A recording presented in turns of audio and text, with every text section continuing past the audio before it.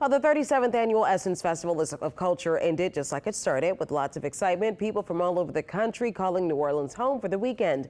As Mike McDaniel explains, that meant a big economic driver for the city while giving attendees a weekend of culture. Standing in the lobby of their downtown New Orleans hotel, Stephanie Williams and Tiffany Fuller reflect on a weekend full of memories. We had a perfect weekend. We kept saying we had a perfect weekend.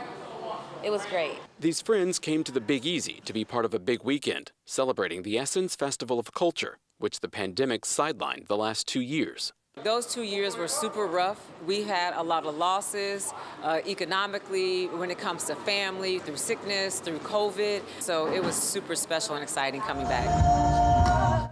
For the city, it's a much-needed summer economic boost, with downtown hotels and restaurants welcoming thousands of tourists. Tourism leaders say it's about a $200 million impact.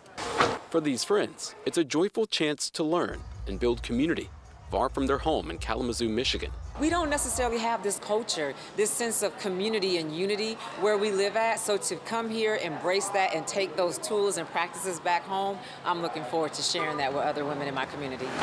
With bags packed, it was off to the airport, where they joined other festival attendees heading back home. Just a small number of delays meant departures out of MSY were mostly on time Monday morning. They plan to come back next year, and so does Constance Hopkins from Dallas, who attended for the first time this year.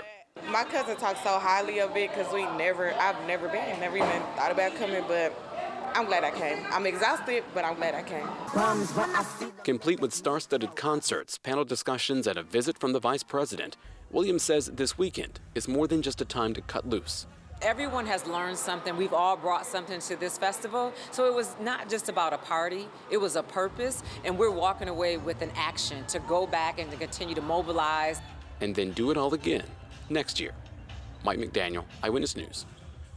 Well, the city's contract with the festival is up in 2024 and talks are underway for an extension. The festival CEO recently pledged it will never leave New Orleans.